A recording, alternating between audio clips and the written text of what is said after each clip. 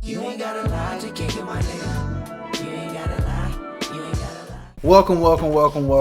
Welcome back, everybody. Episode 30 of You Ain't Gotta Lie podcast. I'm your co-host, Two Baby Jaysta, aka JCHD. And who am I with? It's your boy F Money, or Money for short. How's everybody doing today? Nice. I'm doing good, man. How about you? How are you doing today? Man, I'm great, man. Ready for this pod. Ready to have these conversations and everything. I'm not going to spoil it for everybody, but I'm ready for these. Yes, I mean, we're getting close to the end of the season, NFL, man. It's funny because we wait. It's like, damn, I miss football. Then we finally get football, and it goes by so fast. We are winding towards the end of the season. We're actually getting real close to the start of the fantasy football playoffs. Some people are in. Some people looking like they might miss the fantasy playoffs. How are you looking in your fantasy league, sir? I got dang near 4% chance of making it in one of the leagues, so I'm probably out of it. But a thing that I found interesting was a YouTuber had showed, I know this is not fantasy football, but a YouTuber has showed a playoff like breakdown that you can actually pick games won, and it changes the whole playoff picture throughout the season, like the remaining weeks. Right. So you can say, hey, if this happens, you can see how the playoff picture would look at the end of the season. And the funny thing is, based off looking one at game? No, multiple. It's multiple. You get to play off all the games of the rest of the games of the season. Oh, the predictor. You talking about? Yeah. Like, actual. Yeah. Okay. Yeah, and it looked like talking about fantasy. It looked like the Chiefs gonna make it with the predictors. Yeah, I mean they have to go. I think it was saying they have to go like 6-1. Because it's like if they go 7-0, they obviously are in. 6-1, they should make it. 5-2, it gets a little dicey because they don't have tiebreakers. But yeah, I heard about the little playoff predictor too. But I like how you quickly switched that from me talking about fantasy football. But anyways, the topics we got on hand for y'all today is first and foremost, we're going to talk about streaming and cable. Is it worth having cable? With all these different streaming apps out there. Then we're going to do a little NBA buzz, talk about what some things we heard in the NBA that interest us more recently. Then obviously we're going to end it with some NFL stuff, some great things going on, a lot of things worth mentioning. But outside of that, anything else you want to talk about before we get started? No, I'm good, bro. I'm good. I think everything's good. So our first topic, is it worth having cable in the year 2025? What are your thoughts, Money? I'll say no. I'll use this as an example. I'll say if you want YouTube TV, yes, you can have it on 5 different devices at a time and everything. But YouTube TV is $83 a month. It was $82.99. I just rounded it $83 a month. I checked Verizon Fios, and it's like $93 a month. And it's like, why would I pay that when you can basically have Netflix, Hulu, Paramount Plus, HBO Max for less than that? Right. And Peacock too, because Peacock has this Black Friday deals. So it's like, why would I pay $83 when I can have all those and still have multiple devices on there? Fair point. So you like YouTube TV? No, I was saying it's not worth it because it's $83 a month when I can have all those streaming devices. I'm like, yes, cool to have YouTube TV and all these cable things so you can watch your, favorite older shows like The Fresh Prince, Bernie Mac Show, Martin, The Office. I'll say people started liking Catfish, but I'm like, why would I do this when I can watch them on these different streaming devices? And I have more variety. Well, if you get YouTube TV, they give you a discount on the Sunday ticket. How much is Sunday ticket without the discount? I think it's $60 a month. Wow. So 60 plus 83, man. Man, you spending some money. Well, that's without the discount. You said without the discount. It's 60 without the discount. If you just get NFL Sunday ticket from YouTube, it's 60. Okay. I think the discount is like 40, 45 around there. Still, that's $100 and something a month for that's a lot for streaming. Yeah. I What do think it you depends think? on how much cable you watch. Like I don't watch a lot of cable, not as much as I used to when I was a kid. Like I was always on the TV, but like now, I don't really watch too many things as it is. Like every once in a while, I'll go to Netflix, and originally it was a point where I did go through like, man, I want to watch some TV, and so it was hard to find a lot of shows that I like watching back when I was younger. Or it's like I always wonder how certain shows ended that I didn't really get to see end, and which is Hmm. why at the time I got Hulu. Hulu has a lot of those throwback shows. Like it has regular show, it has Digimon, it has all these classic TV shows and cartoon shows from when we were younger, which is why I Hmm. really liked Hulu and got Hulu. And yeah, but outside of that, man, I don't really watch it. I think if you get cable, now I will say is a couple shows like it's this sports podcast I listen to. They actually do a TV show, but I don't have cable, so I don't get to watch it. So I only can see the little clips of the highlights on YouTube. But Hmm. outside of that, though, I don't see myself. It'll be that in sports. That'll be the only reason I have cables to watch like local games. Okay. So you don't think it's worth it, or you think it's worth it to have cable? I think if you have people in your household that watches a lot of cable, then yes. But for me personally, I don't think it's worth it because, like I said, I rarely watch cable. If I was to watch cable, it will be for sports and it will be for a sports talk show. So I think it's better to have the apps because nowadays these apps are doing all these different partnerships with these sports teams and leagues anyway. So now they get all these different viewerships. So like for example, Amazon Prime, they have Thursday Night Football. That's the only place you can watch Thursday Night Football. Yeah. We used to be able to cut cable on and watch Thursday Night Football. You know what I'm saying? Now it's supposedly they're working out a deal with Netflix. If they're working out a deal with Netflix, Netflix is gonna get what? Sunday Night Football. So now everyone has to get Netflix to watch Sunday Night Football. So It was on I don't think it's as Peacock. cool Sunday as it Night is. Football was on Peacock. oh, PC, you know what I'm saying? Like it's all these people wanting to bite in the apple, and so it's only so many. It's only so much of an apple that you can give out. So I think like at the end of the day, Unless it's Monday night, but ESPN has Monday night. yeah. So I think it's better to have streaming apps. The only other question I could ask is, do you think the shows are better on the streaming apps compared to when we watched them in the past? I'll say, uh, I'll say yes and no. I'll say I watch. I have an app called the CW, which is where I watch All American. The CW app is a free app for everybody. Just letting you all know. Where I can watch one of my favorite shows, Everyone Hates Chris. That's one of my favorite, shows back in the day. So that's what I'll watch on there. Or they had this other fun show, like they got sent back to they got sent into the future or whatever, some crazy show. And I seen that, but besides that, there's not really too many things. But I'll say it's cool. It's cool. You can watch certain things. Like I know that certain apps have The Office. Like Peacock has The Office. I watched The Office on there, and then they had a paper, which is supposed to be the new Office. Yeah, no, I mean, I think shows better now. I think I'm gonna say yes. The reason I'm gonna say yes, shows are better now because like it's more put into it. Like the production's higher, the level of acting is higher, and obviously it depends on what you're watching. But like I know I like a lot of action thrillers or like series, like long episodic series that are like 45 minutes to an hour long. Like those are always my favorite. And if you look at TV back then, it wasn't really meant to captivate you. It was like, hey, watch this for a little bit so you can get off and go on about your day. Nowadays, the shows really captivate you because you go from saying, oh, we'll just watch one episode to 4 hours later, you've binge watched half the season. So I think TV shows now are more, definitely more entertaining. Like, don't get me wrong, we still love the classics and stuff like that, which is, like I said, the reason I went and got Hulu to watch the classics. But a lot of these shows are really bringing it. There's a lot of really good shows now.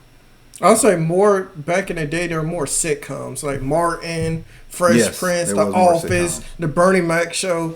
Nowadays, it's more different type of themes. Like I say, besides the paper, which is supposed to be, the new Office or, the spinoff of the You Office. keep talking about The Office. Do you like The Office? I've never watched that show. That's a white people show. I love the Office, bro. Cause that's I like the love fourth it, time you yes. mentioned it. I let it rock the first couple times. I'm like, this nigga watching The Office? I've never watched that show. Yes, I loved it, bro. I loved it. I laughed and everything with it. All right, well, I've never watched it, so I'm glad you enjoyed it. But yeah, no, I've never seen it. But yeah, no, it's definitely, you're correct though. It is more sitcoms back then. Like I can't even think of any of these new sitcoms. But then again, I don't watch cable, so it's like it's hard to name one of these modern sitcoms. But are they even? You know what I'm saying? If we would have heard about it? Like some way, shape, or form, we would have heard about it. That's how we learned about other sitcoms. We would have heard about it. There's only one I can name, and it's The Paper. Besides that, like Catfish, it's even though it's older, it's still newer too because they still have I wouldn't call Catfish episodes. a sitcom. Yeah, that's what I said. It's not really a sitcom. So I'm like, besides The Paper, And they don't do which is new- Catfish no more. Yeah. Catfish got, they done Catfish. They done with it, bro? Cause I still been seeing Catfish been episodes. Man, Just because it's like 12 seasons of it. They don't do Cat. Let me double check. I'm like 70% sure Catfish ended. Could you imagine niggas still getting Catfish in 2025? it still happened, bro. Shoot, Boy, and yeah, the show ended in 2024. That's nuts. what? And then 24? Yeah, 24. July 24. Wow, so about a year and some change. I'm about to say, yeah, it's pretty bad. Niggas getting Catfish in 2025 is sad. Like, it's too much technology for you to be getting Catfish. As soon as hey, let's FaceTime. You meet somebody online, let's FaceTime immediately. Oh, I can't. I ain't decent. Okay, that's fine. We'll FaceTime tomorrow. Like, nah, we need to FaceTime. Or they try to FaceTime you. My camera broke. Block. I'm not playing these games with you. We too old. We are too old for these type of games, buddy. Ain't no way niggas is getting Catfish in 2025. Ain't no way, bro. Bro, I seen like Ain't no way. Like I was watching a show and you see dudes who get catfished by a chick that they knew, and it's like, dang, like really, like people they knew that had to be the worst. At least you get catfished by somebody you don't know, but somebody you know. Now your relationship. Yeah, is somebody different. that's a different type of hurt. Yeah. That's like me and they was like, they called the phone. And they was like, "Is your phone ringing, Jay?" It was me the whole time. It was like, why would you do this, Jay? He cheated on his girl. She don't deserve that. She don't deserve that. Like, what, nigga? Are you and you know what's funny?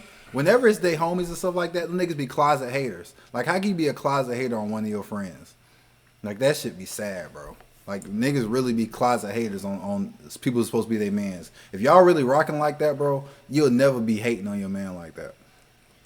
Or to be some chick. It'd be some chick, and then she'll be like, my pictures don't look the same, but I'm the same person. It's like, look, I fell in love. It's like, bro, I fell in love with the you lied pictures. about too much. What else are you gonna lie about? Exactly. No, it's not. It's you like what you saw in the pictures, but you fell in love with that person's personality. Because how many pretty people have terrible personalities? So theoretically, you did fall in love with that person, but they lied about what they printed themselves as, which is no matter what people say. I always hate when people say, "Oh, I'm not attracted to the outside." Yes, you are. When we walk up to someone, that's the first thing you see. You don't know my personality. You can't say, "Oh, I fell in love with who you are as a person." You can't fall in love with who you are. You got to like what you see initially. So you might not be shallow like some of us. Some of us are really shallow. I know myself. I'll admit I'm very shallow. But like, there's an initial attraction there. No matter who you are, there's always a physical attraction. Then we move past into personalities and all those different depths. But no, we're not finna sit here and say, "Oh, I just love their mindset." Like, get out of here. You fell in love with their mindset. The initial attraction was physical. But yeah, no. It's. Or I seen one episode where I don't even know how we got on Catfish, but I seen one episode where the girl was like, she don't deserve you. You deserve to be with me. So I just did this to show you that I can be that girl for you. I'm like, this is crazy. It's like all these people have sicknesses. I'll say the people who I know have it are usually, we should say older than us a lot of times. Like older generations usually have What you mean? I say like my parents' age people. Those are the ones who usually have it. Not like I'll say younger age people. I really don't hear too much about people our age having cable. Like I'll say, yeah, for sure. I'll say 50 plus is probably the people who have cable, and then 30s and under usually don't have cable. Makes sense. Makes sense. All right, moving on to our next topic. Let's be clear, Money. We're moving on to our next topic. All right, cue the music. NBA buzz. We're officially through the first month of the NBA season, and the NBA is off to a blazing start. National broadcasts on NBC, Peacock, Amazon Prime, and ESPN drew over 60 million views in the first month, the highest opening number in more than 15 years. Social media engagement is also at an all-time high, exploding over 30 billion views. League pass subscriptions are up 10%. Merchandise sales are up 20%. And this shows that the fan base is getting bigger, which boosts the league's economics. Broadcast deals and players' brands are getting more exposure, which is big for the podcast world too, aka you and I, and more eyes on players and stories around the NBA. What are your thoughts on hearing that piece of information? I'll say that's interesting because I remember the last few years, the ratings have been down. Correct.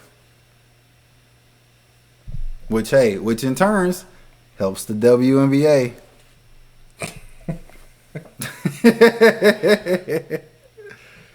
Next thing I wanted to talk about was Tyrese Maxey dropped a career-high 54 points and led the Philadelphia 76ers in an overtime win over the Milwaukee Bucks, 123-114, while both teams were missing key stars. Maxey is stepping up in a serious way to become an offensive force. When stars take time off, he doesn't. Other players must fill in the void, and he did exactly that in a big moment. Did you hear about or see his 50-point, his 50-piece McNugget? No, I haven't. I've been I've paying definitely attention. seen the highlights. I've been paying attention to my great. Heat news, bro. They had news? they had Asia Wilson in the stands rocking a Bam jersey. Bam is back. Tyler Hero should be back soon. Powell is straight up balling. Has nothing but career highs at everything. So I'll say that's what I've been paying attention more. And then recently, Jimmy Butler had his return to Miami. How'd that go? We beat on them boys. That's how it went. But they ain't much to say. We beat on them. They say Steph was rocking D-Wade shoes just for his team to get beat on like that. In other news, Kyrie is reportedly making great progress in the court, but his return to the season is in question because there are other reasons going on. Jalen Duren has taken a big, insane leap this year. Have you seen his numbers? Okay, so last year, according to my NBA source, in 2024-2025, he had 12 points, 1 block, 3 assists, and about 10 rebounds. This year, he's at 21 points, a block and a half, 2 assists, and 12 rebounds. Wow, that's a big difference. He's been a big reason that the Detroit Pistons are off to such a hot start. Man, and the Pistons are what?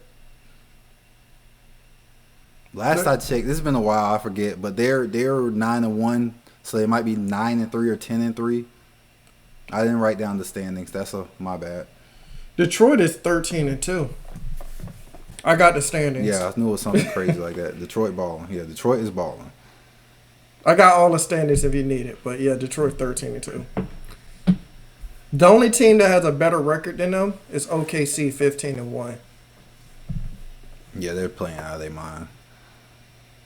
Got some NBA rumors going on too. Rumors out there that the Mavs are debating moving Anthony Davis, who has missed time because AD always dinged. He's been hurt a lot this year, as he is most of his career.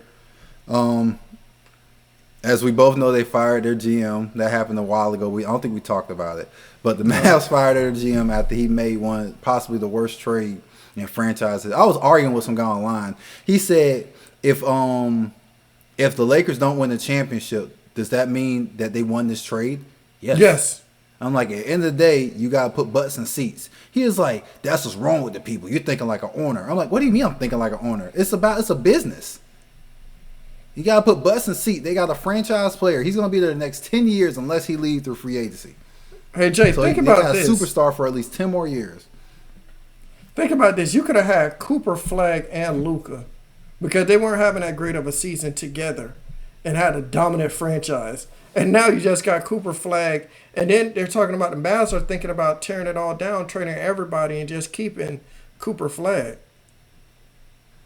I don't see them being bad, honestly, bro. Luka took that team to the finals, bro. So I don't see them being a lottery team if Luka stays. But it is in the realm of possibilities. But I personally don't think it was possible. I still think they would have somehow been on the playoff team. And if they weren't, they would have been on the very edge of it, which would have had lower odds to begin with.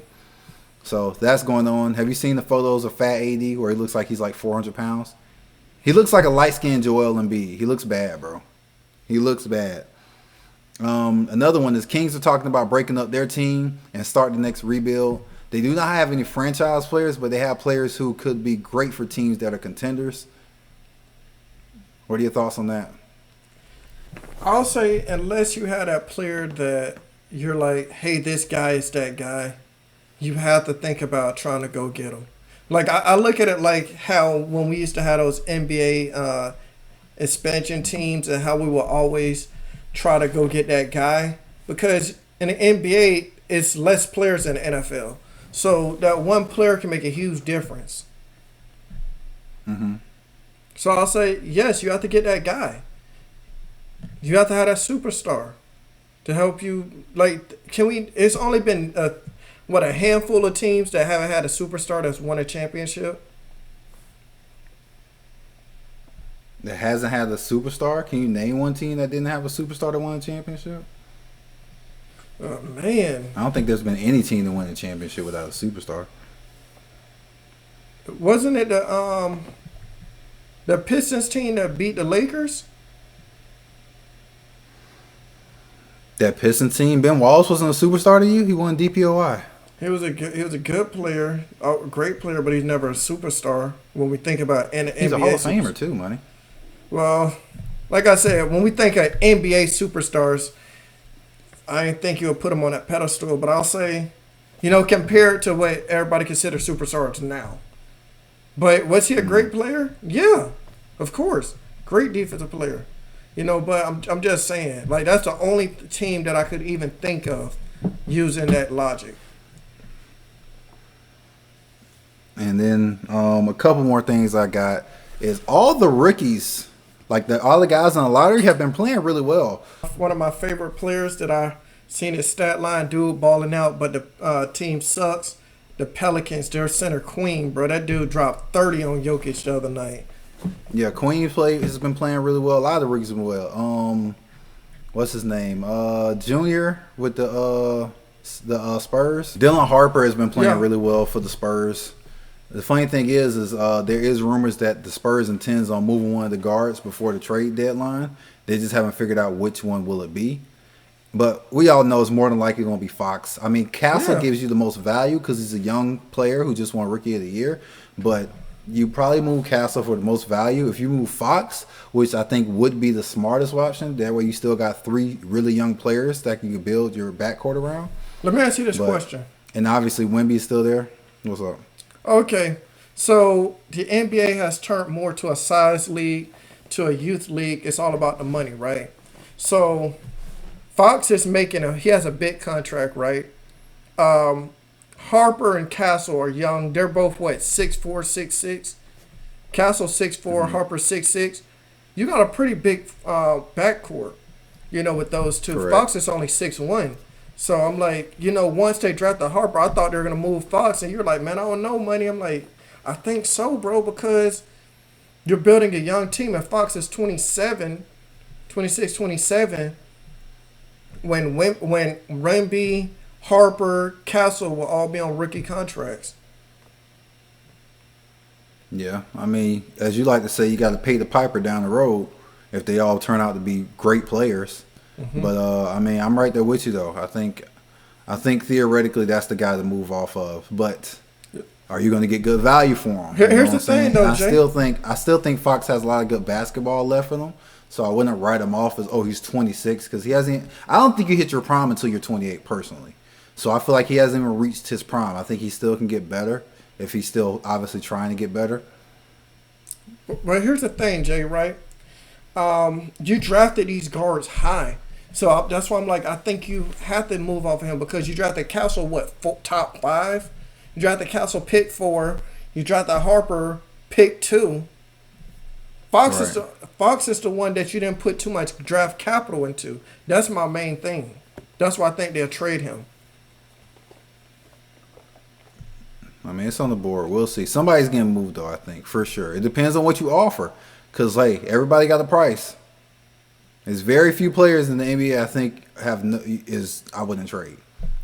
I can only think about 3 names that I would not trade no matter what. Who those 3? So, you want to know my 3? The first 3 that pop in my head is Wemby, Luka, and what is that nigga name? The Joker? Giannis. Joker, yeah. Like I said, those are the first 3 names. Those are the first 3 names that popped into my head. Oh, my God. Those are the first 3 names that popped into my head. It was actually another name, but I didn't want to say his name because then I would have been like I'm contradicting myself. Who's the other name? I'll tell you off camera. There ain't going to be no evidence. No evidence that was the 3rd name. The actual 3rd name that popped in my head, I'll tell you later. But the last thing I got for NBA is my NBA source, which I may have to get a new NBA source because this is what he said to me.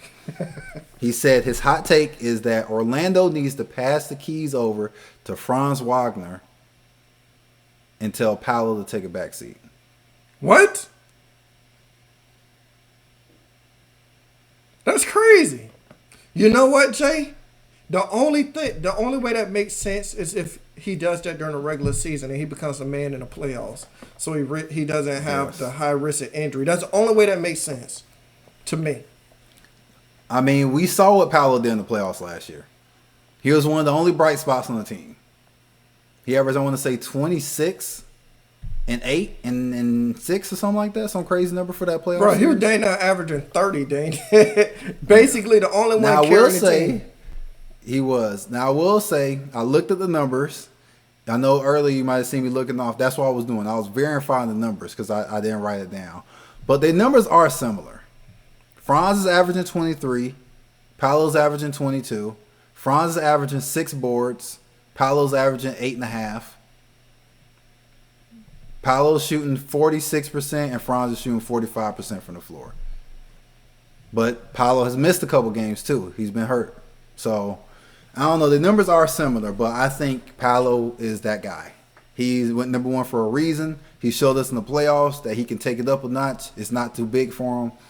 I just think we are missing a piece. We brought in Desmond Bain, and he's been stir-fry. He had a game winner recently, but that still is erased bad play. I agree. So, yeah, I thought that was kind of crazy. But I was like, man, Paolo.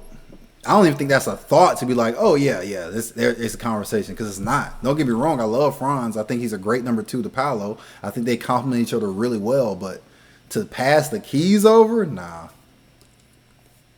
Well, that's like saying pass Jalen Duran the keys because he's been playing sensational this year over Cade.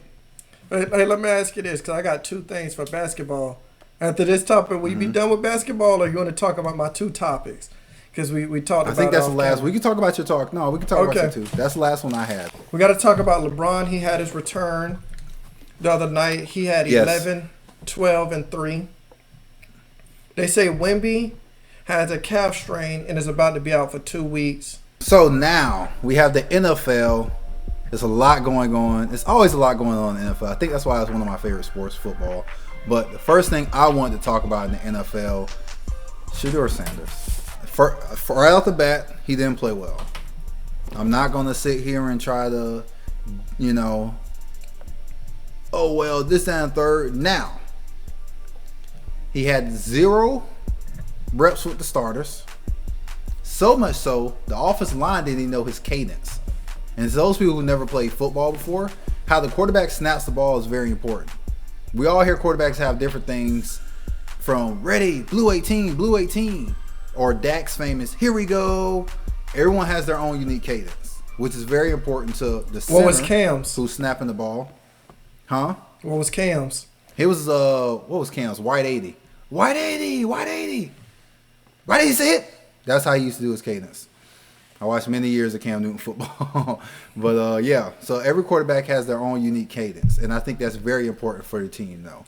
And another thing, people is like, it's common that the backup never gets reps. No, it is not. If we're at practice and we're doing a script of 15 plays, the backup is coming in for 2 of those plays. It makes absolutely no sense why the backup has 0 reps. I'm not saying he should be split with Gabriel. Gabriel was the starter. That's fine. But 0 reps is unacceptable. That means you're not preparing your players, which means what the fuck are you doing as a head coach? If you're not preparing these players and these young men for battle, what is your job? What is Kevin Stefanski doing? You are 2-7. There's no reason no one on that team should not be prepared.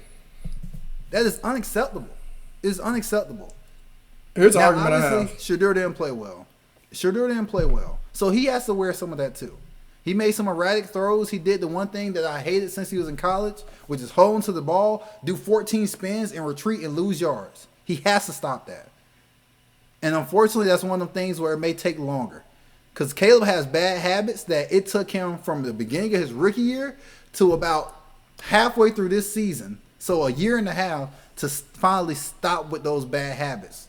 To where it's not frequently, it's more not as often.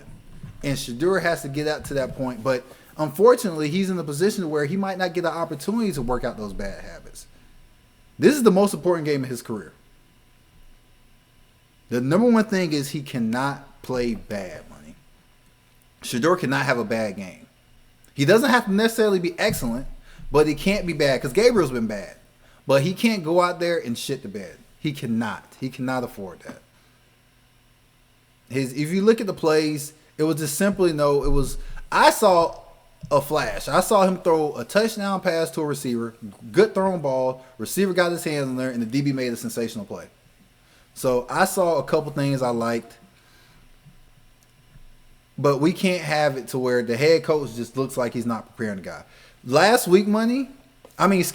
week is the first time I heard Kevin Stefanski say Shedeur's first name. Any other time, it's like, oh, yeah, well, we got players that need to be ready, or, he's a good kid and all these other things. He's never said his name. This is the first time I heard him say his name. Even during the game, Kevin Stefanski's not even talking to him. They have like a commercial timeout or a timeout, and they're giving him water. He's just standing off to the side. And it's like, why are you not talking to your quarterback? This whole situation bothers me, man. Everyone keeps saying that was the best situation for him. Ain't nowhere else would have played. He could have went to the Rams, sat for a year. Could you imagine Shedeur? And I'm basing this off of what I've seen in college. We don't know what he's going to do in the NFL. He hasn't played yet. Besides last week, and it was terrible.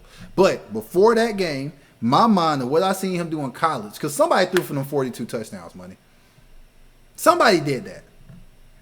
So if he would have sat behind Matthew Stafford, who's on the MVP pace this year, he's more than likely going to win MVP this year. Sat and learned from Matthew Stafford. Stafford maybe come back one more year or retire after this year. Shedeur has a year of learning from a guy like Matt Stafford. A few years, to be honest. And then you got Sean McVay as your head coach.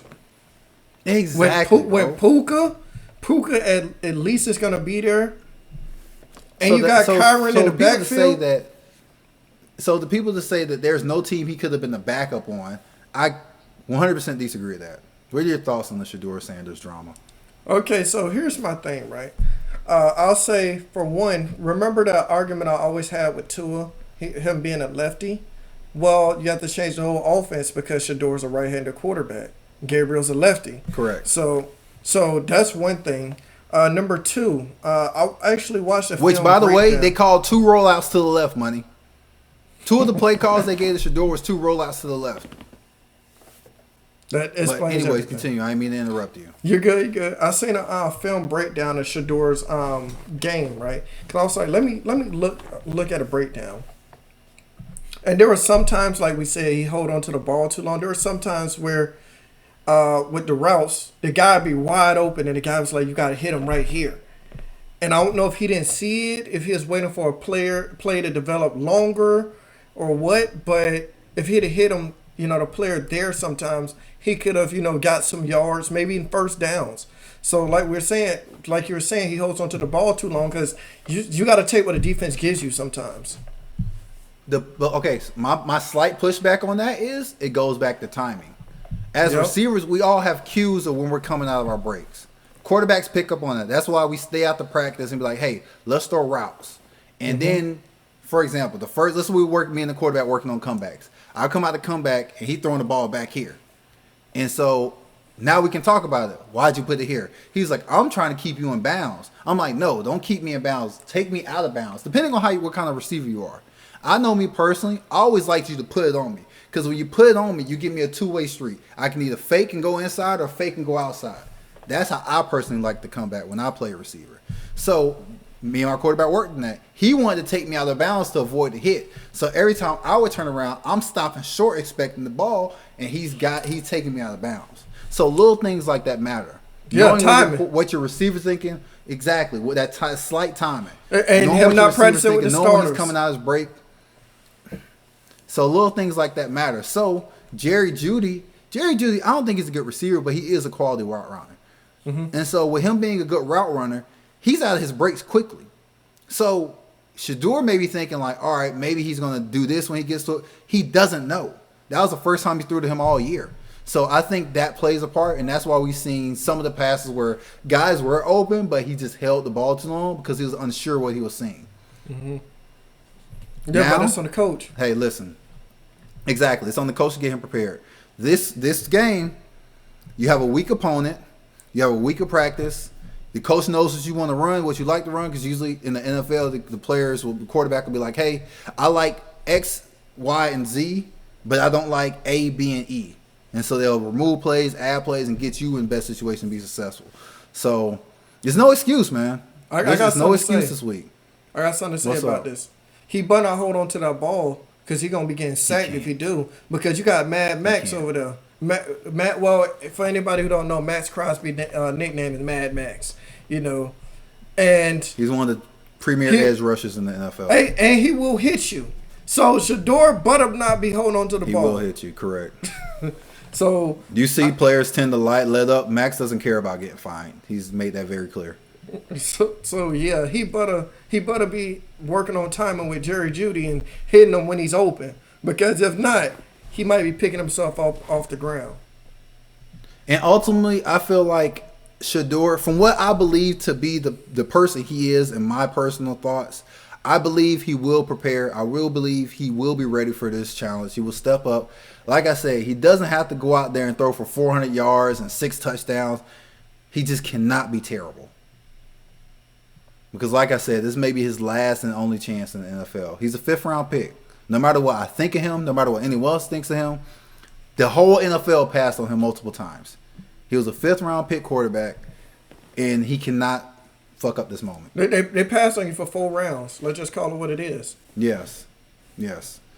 So if he doesn't look good, why? If I'm the Saints and he goes out there 4 interceptions, 120 yards, takes 4 bad sacks, why the hell would we take a chance on you if you get cut by the Browns next year? He might just be a backup. This is one chance to put good tape out there. And if he plays well, then he gets another chance to start next week. Or even if let's say he plays decent, right? He doesn't play terrible, but he shows flashes. And then next week, Gabriel comes back. They give the keys back to Gabriel. That following offseason, someone can be like, well, we did see some flashes from him. Let's send a 3rd-round pick their way for him. A 4th-round pick for him. So he just can't play bad. He can't be terrible this game. The Raiders ain't no slouch though because of Max. They are bad, bro. They're bad, but hit that pass. His pass. Max Crosby's one player money. So it's not the NBA. like I said, one player can't do that much. Bro, look at what they did to the Broncos. And the Broncos are bad offensively. They're a premier team in the NFL, and I think Their the Broncos defense is a premier. Hey Jay, the Broncos' offense is better than the Browns. Let's just call it what it is. I mean, I don't know. They kind of match up. Okay, name a receiver on the Browns. Tight end, Evan Ingram. Evan Ingram and David Njoku, that's a push. A receiver Anybody on the Browns, better Jerry than Judy, Courtland Courtland Sutton. I like Courtland Sutton. But that's one player. And it's You not got a lot. Franklin. Courtland Sutton is better than Judy by a lot. I don't think Troy Franklin's all that. I think Franklin's Troy Franklin's decent. very comparable to he's decent, but he's very comparable to what's that nigga name for the Browns? They got a big receiver over there for the Browns. I can't think of his name. Give me 1 second. I know who you're talking about. He's 6'3". Yes. But he's very comparable to Troy Franklin. I think him and Troy Franklin are actually the same size since you said that. Hey Jay, Which is here's the funny. thing. They say the Broncos were in talks to get Jalen Waddle. That tells you everything you need to know about how they feel about their receiver position. Yeah. So their receivers about the same. Tight ends are about the same. Running back, I like Judkins more than J.K. So their offenses is about the same. Only difference J.K. is out for the Bo season. Nix has been a better quarter. He's terrible. It doesn't matter if he wasn't. R.J. Harvey, he's a rookie, so I'm not going to write him off. But yeah, their offenses are very similar. The only difference is Bo Nix has played better than anybody who plays quarterback for the Browns. That's the only difference. But he hasn't done anything spectacular compared to the rest of the league, just compared to that team. Hey, Bo Nix don't have a Myles Garrett over there, bro. He got a DPOY, though. No, he's hurt. He ain't out for the year. He coming back. He hurt right now. Myles Garrett might win DPOY. How he playing right now? He should. I mean, which is crazy. I think he'll be the first DPY on the losing team to win it. But if he breaks that sack record, I mean, who else we going to give it to? Anything else you want to add on this Shedeur topic? I'll say I expect a better game from him because of the timing and like how you're breaking it down, the cadence, how the quarterback would throw it one way and how you're like, look, this is how I want it. And so, like you said, it's about timing. Everything in the NFL is about timing.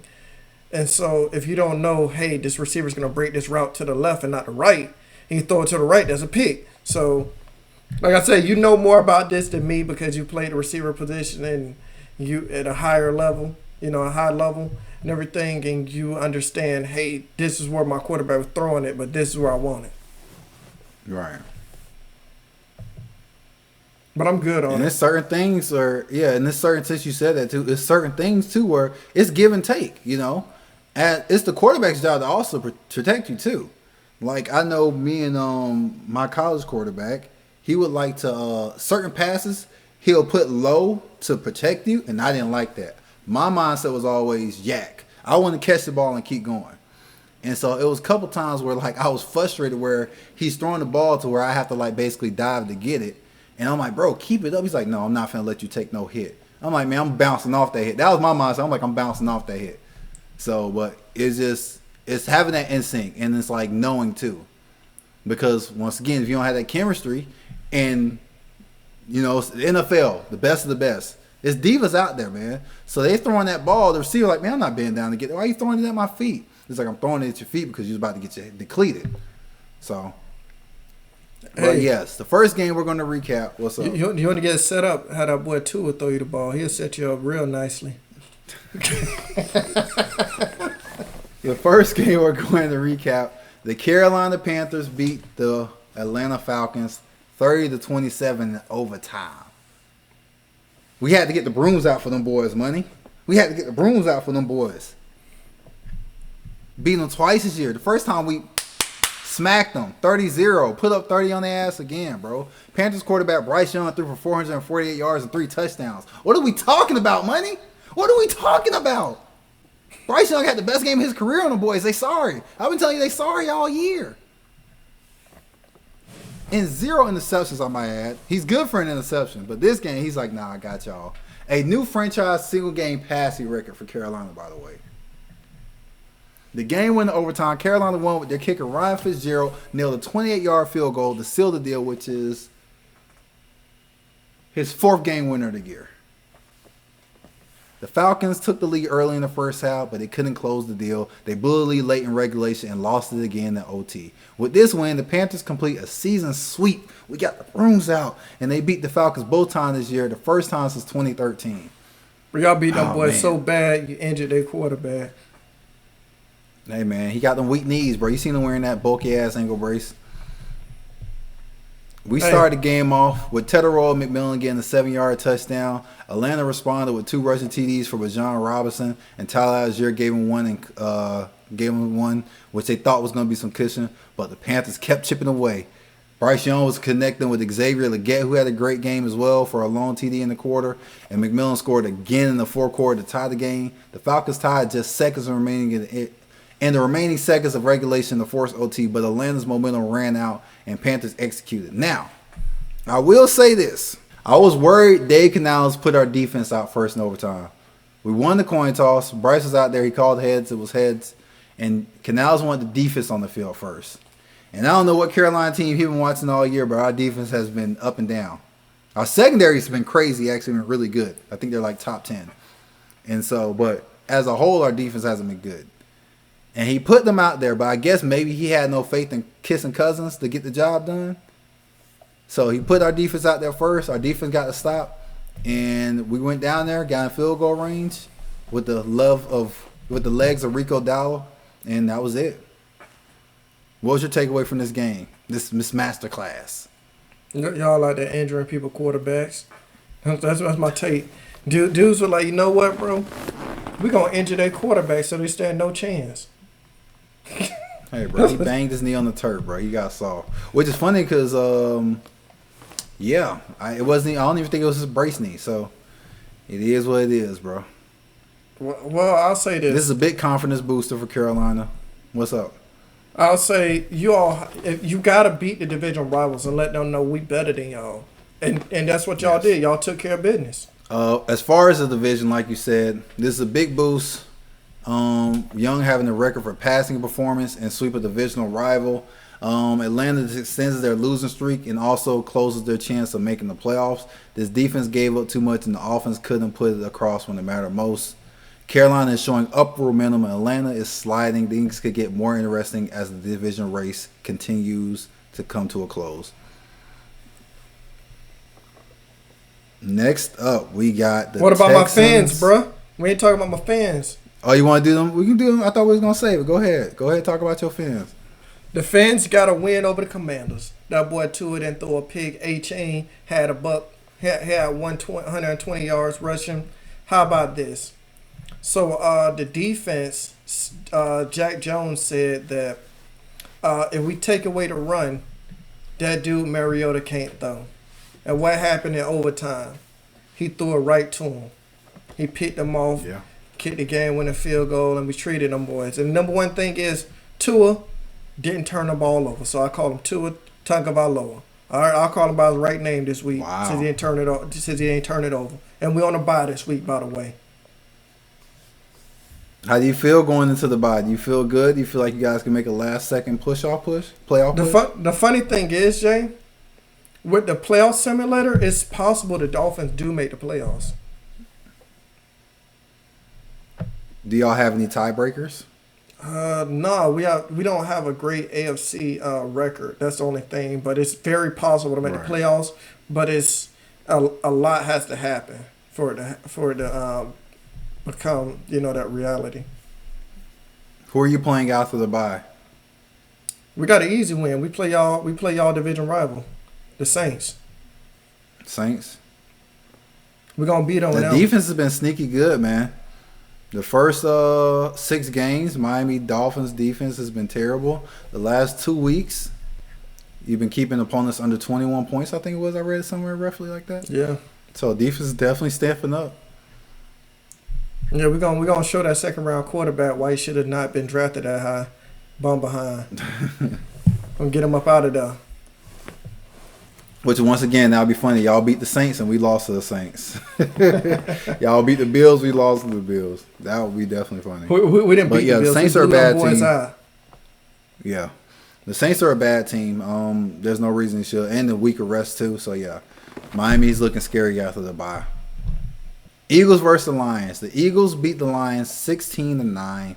Eagles win puts them at 8-2 for the season. The Lions fall to 6-4. The Lions offense, which has been strong all year, was held to just 9 points. Detroit went 0 for 5 on fourth down conversions, including 3 straight drives in the third quarter that led to nothing. Eagles defense stepped up early and intercepted by Cooper DeJean, set the tone. The decision to score on Jalen's 1-yard tush push plunge just before the half. Late in the fourth quarter, a controversial pass interference call against Lions. Rocky Sin helped the Eagles seal the game. It was a bad call. But honestly, if we're going to be honest, bro, Jared Goff didn't show us anything that made us believe, oh, he get the ball back, they're going to go score. He had a bad game. He looked bad all night. Even if they get the ball back there, I do not believe they're going to go score. Despite the Lions being one of the highest scoring offenses this year in the league, they looked like they were misfiring on key moments and not converting when they needed to. And maybe Dan Campbell was being too aggressive with the fourth down conversions, especially missing on all of them. I got another stat for you, too, before you give your feedback on this game. Do you know, after the past 2 weeks, who's tied in the league for the most QB pressures? Micah Parsons and who the other person? Jalen Phillips. Jalen Phillips. Good job. I'm proud of you. That boy has been balling since he went to the Eagles. Jay. He actually got to go to a team with real coaching. Okay? And I'm going to say this, Jay. We all knew Jalen Phillips could get pressures. Our main problem with the Dolphins fans were he would get to the quarterback and not finish. That was the main thing. The quarterback would bounce off of him. Like being QB press is part of the job. If you push him into someone else to get the sack, I mean, it's only so much you can do. Like there were plays where I think I forget who he played earlier, but he got to the quarterback and Justin Herbert, yeah. Justin Herbert said, "Get off me, young man," and threw a deep pass to McConkey. So, yes. Hey, I mean, these 2 weeks he has a sack. So, he has 13 pressures, which is the most the past 2 weeks, tied with Michael Parsons and 1 sack. I mean, he's really been playing well for him. So, it looks like the Eagles got them he's been healthy for them. I mean, it's only, 2 weeks, but, hey, we'll see what happens with the rest of the season. Looks as of right now, it looks like Howie is being real savvy because look what Green Bay gave up to get Micah, and then look what the Eagles gave up to get Jalen, and they're getting basically the same production. Well, the reason why the Dolphins traded him is because they probably didn't want to pay him either. Because this is his contract. Hey, he's a rental. He knows he has to ball out, and the Eagles are trying to repeat. If he balls out, someone's going to pay him a boatload of money, and then that's their problem. Mm-hmm. The point right now is to win the championship. That's why they made this trade to go all in. I agree. And he's a great player. He's just injury prone, and him not finishing is the main 2 things that Dolphins fans have problems with. But somebody was like, watch he goes to Philly and actually balls out and becomes a player that he wasn't in Miami. And the pushback on that, he was finishing. Before he had tore his Achilles, he was having a career year and was on pace to probably be an All-Pro. He was going nuts that season before he got hurt. Yeah. So, but like you said, injuries are a big thing. Availability is your best ability. Next game I got on my recap board was the Rams beat the Seattle Seahawks 21-19. The Rams defense intercepted Sam Darnold not once, not twice, but 4 times, money. Dang. And 2 were by Cameron Kitchens, and those turnovers were pivotal in this game. The Seattle kicker, Jason Myers, hit 4 field goals but mixed a 61-yard attempt as time expired that would have won the game. 61 yards is hella big. Myers is a really good kicker, but he's never been known to have a strong leg. He was more so known to be accurate. So I'm not surprised he missed a 61-yarder, but that just shows how much they are still in the game. Kyron Williams rushed the ball for 91 yards and a touchdown on 12 carries. Matthew Stafford threw 2 touchdowns for the Rams and only 130 yards overall. Season low for him. While Sam Darnold was 29 of 44 with 279, but those 4 interceptions killed the money. What did you think about this game? We picked it, man. We both went with the Rams. We thought they were going to do their thing, and the Rams did what they needed to do. Like, they're 27-9. They play really great defense. We said their defense is good. They're back. Those boys are back. They're ready to, to go for a run. They're Yes. they're teetering on getting the number one seed in the NFC. Correct. So They're definitely in that conversation, man. we have to see.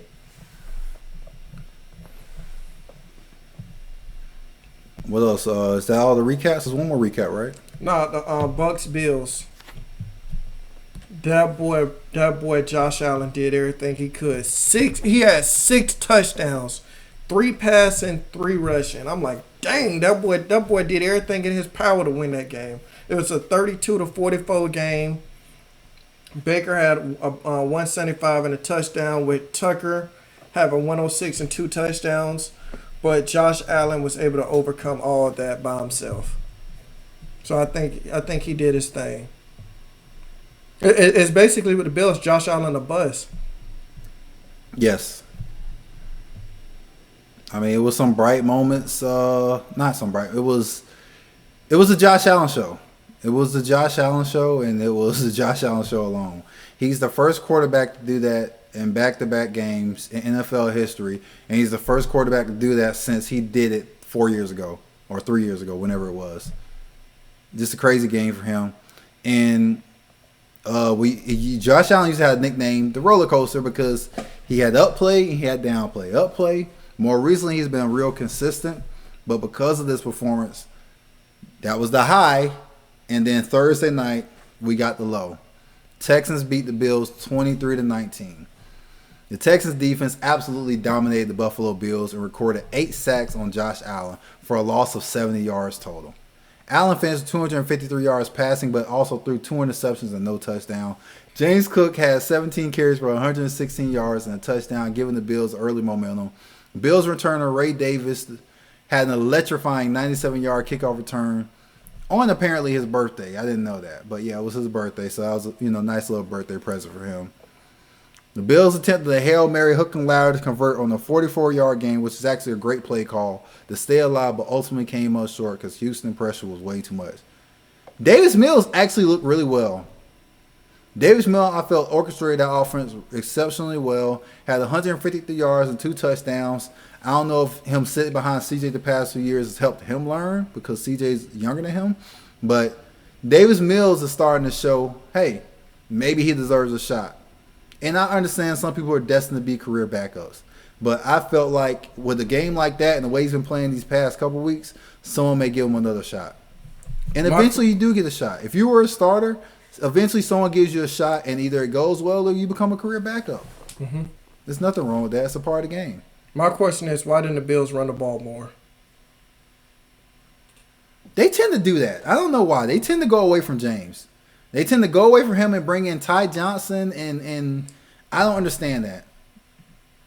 It was one point in the game, James Cook was averaging 7 yards a carry, and they just stopped running the ball. Or they started calling inside zones, and so he's getting stuffed.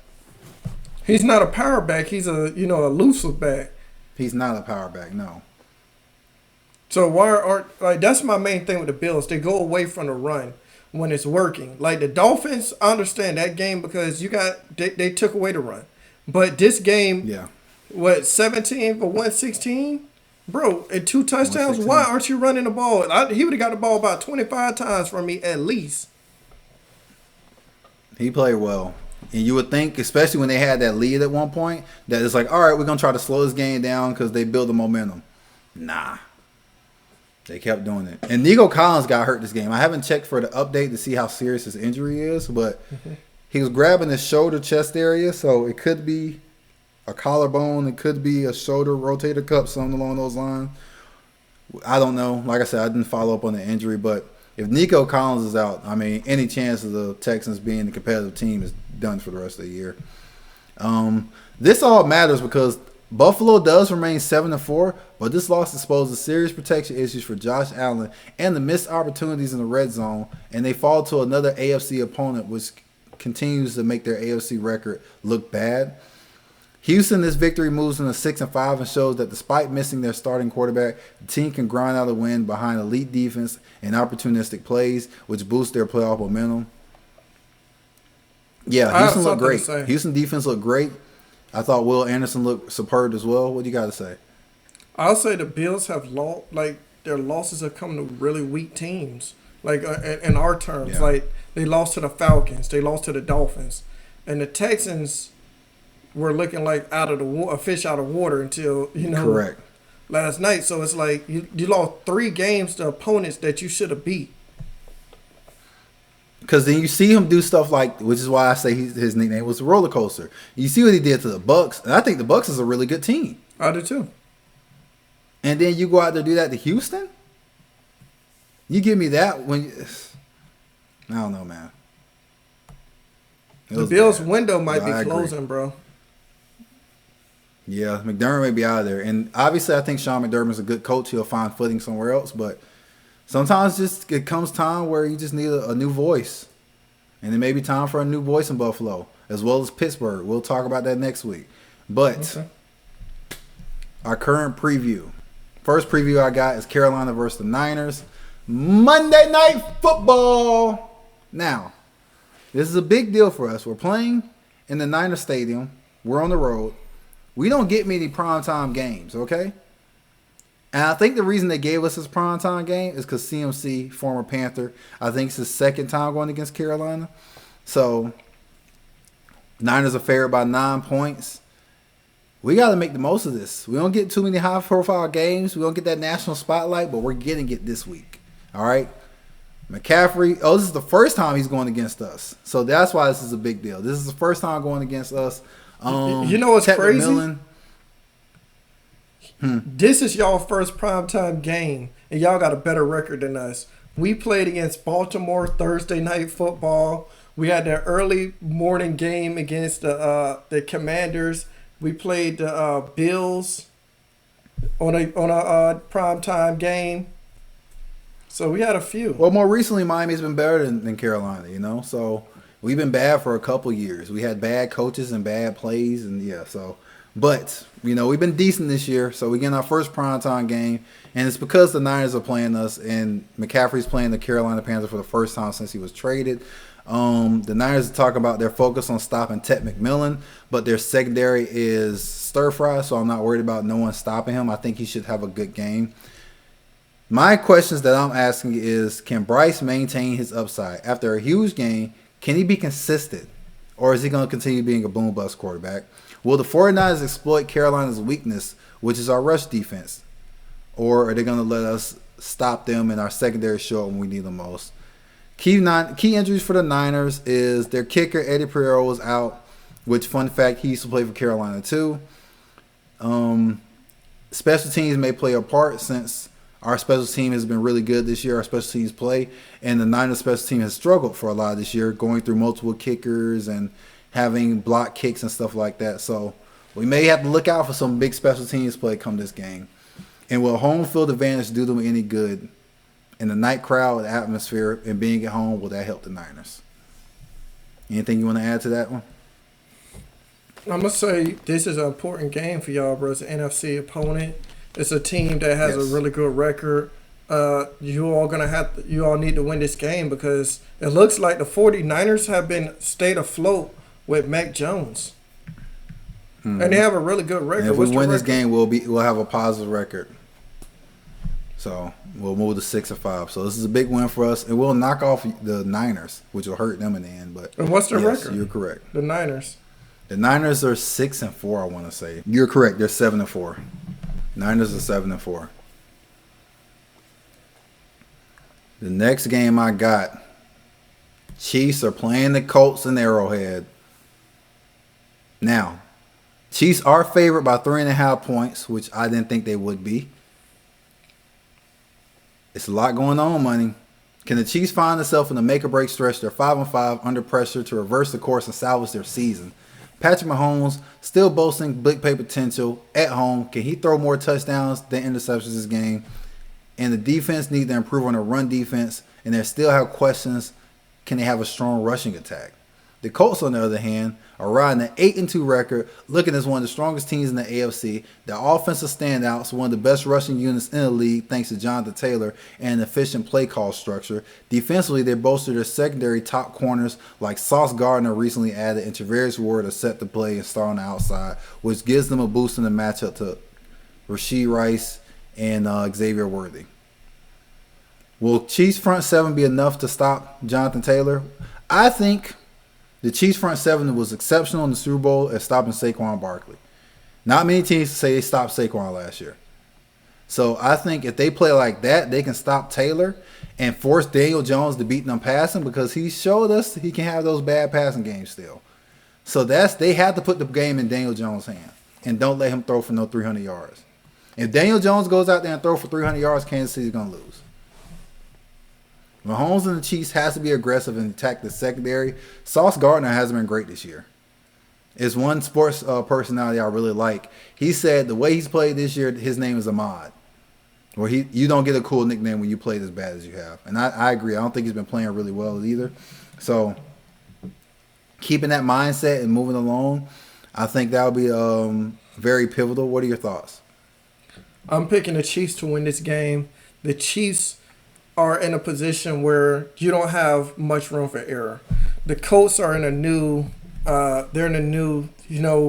era where they are just learning how to win. To me, their owners, yeah. I think she's cool and everything, but the Chiefs have been in championship runs. I think they're gonna win this game because only one team really stopped Saquon that year where he was running crazy, and that was the Chiefs. And so I think they're going to stop Jonathan Taylor, slow him down. And I think they're going to get Daniel Jones to make some mistakes. That's just what I think is going to happen. Yeah, I mean, for what we talk about what's on the line for Kansas City, this is a critical win. A loss could derail their playoff hopes. For Indianapolis, it could about solidify their status and seize a plot spot in the playoffs. I think it'll be a tight game. Turnover. Whoever turned the ball over most is going to lose his game. Pat has turned the ball over a lot this year, and Daniel Jones is known for turning the ball over, but he's been good. He's been doing good taking care of the ball this year. So it's really going to come down to which offense blinks first. What's your pick? I got Kansas City. They need this game too badly. I agree. I think they need this. If they keep Jonathan Taylor from going bananas, which he's playing great. It's a possibility of him still having a decent game, but you can't let Jonathan go for 150 and 2 touchdowns because now you're playing the Colts game. I'm going to say this. Chris Jones is going to make a big impact this game. He needs to. He's been missing all year. Getting paid all that Another money. game we should have previewed is the Browns versus the Raiders. That's the one we should have talked about. Let's talk about it. Let's talk about it. Sure. I don't have no notes on it. I got to do a quick search. Well, we ain't got to do a quick search. We give our thoughts on it. Shedeur has to play well. As simple as that. He cannot be terrible. The Raiders are a bad team and the Browns are a bad team. I think defensively, there's about one player that's good out there. Geno Smith has been bad all year, but he has arguably the worst offensive line all year, so that plays a part too. Shedeur can't play bad, bro. At the end of the day, he cannot be terrible. I'm going to say this. Talent-wise, the Raiders have more talent. But the way Geno has been playing, I'm picking the Browns. I think Shedeur is going to have a average game, and he's going to do just enough to win the game because Miles Garrett over there is going to be harassing Geno. He might get told, hey, man, you can't be 15 feet within this man, around this man again. How bad he's going to harass him this game, bro. I think it's going to be big for Shedeur. I think some of those guys are going to play for him because they know how big this game is for him. And, it's usually, it's always guys who look out for teammates. Like, I think Miles Garrett and Shedeur have a good relationship. Do you remember? Because during the preseason, they were hanging out a lot. They were sitting next to each other a lot on the bench because obviously Miles is a starter. He's a star player. He's not going to be out there when the defense is out there. So it was like one of my favorite clips was during the preseason, Shedeur had a nice play. He spun out a guy and shook a guy and threw it like 30 yards downfield. And so he was next to Miles, and Miles was, giving the props like, hey, man, you got to be careful out there. It was a nice move or whatever. And so he's like, be honest, would that have worked on you? And Miles looked at the Jumbotron and looked at him and was like, nah, that wouldn't have worked.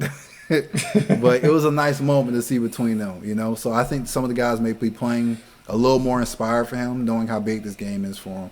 But it is absolutely can't play bad. Here's my thing. He has to be average. Worst case.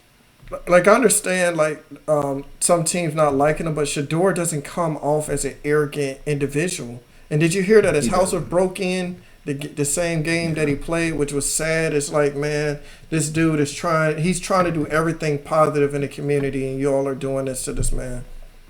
Yep.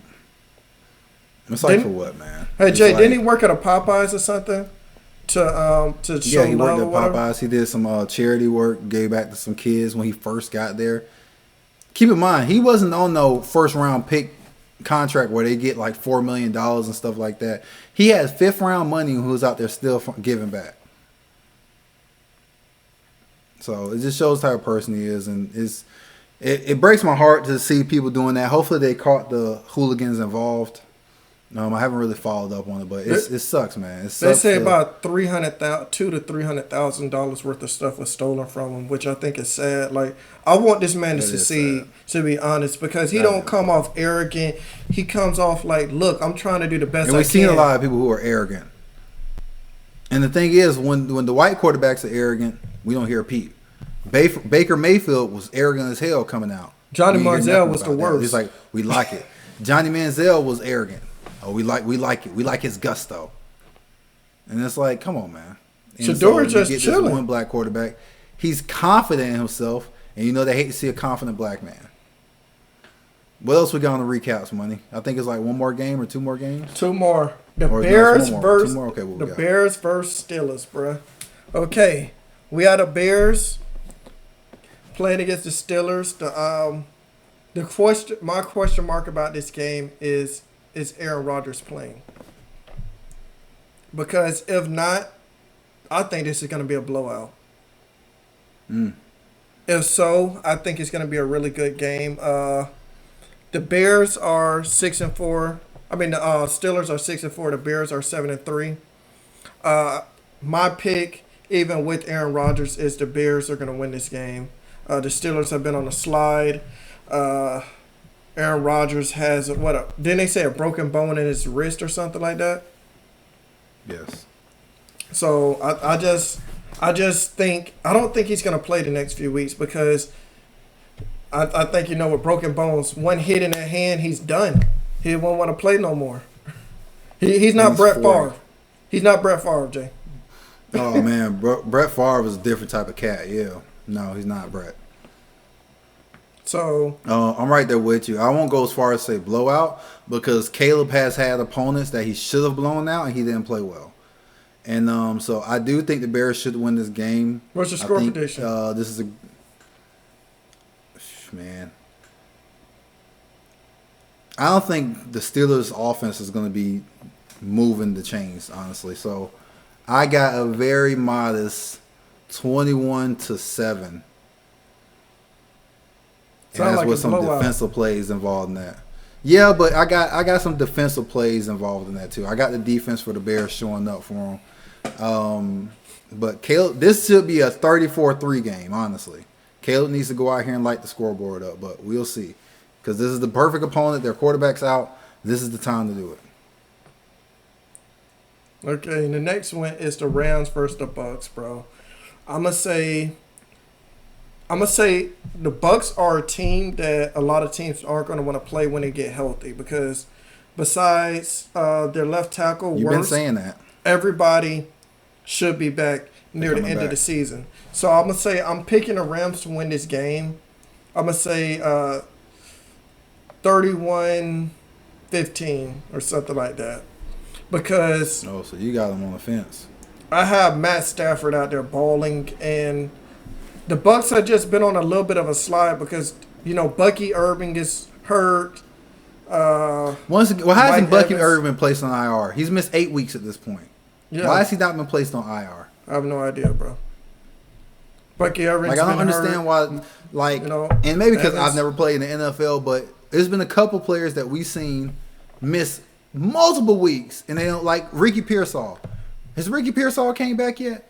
No, you know what, Jay? You know Why what I hasn't he think? been put on IR? You know what I think the Bucks didn't put him on IR because I learned that you only have a certain amount of people you can put on IR and designate back to return back. And I'm like, if you look at a lot of their players, Mike Evans. I know Mike Evans. Bucky should have been on IR, but I'm just saying that's the only thought process I can think of. Then you have, your receivers and, Mike Evans and Chris Godwin.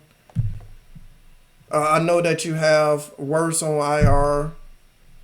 Has Vita Vea been back? Because Vita Vea might be on there too. So I know that there's a certain limit of people you can't designate to return, but Bucky Irvin probably going to miss more time than most of them. That's what I'm saying, bro.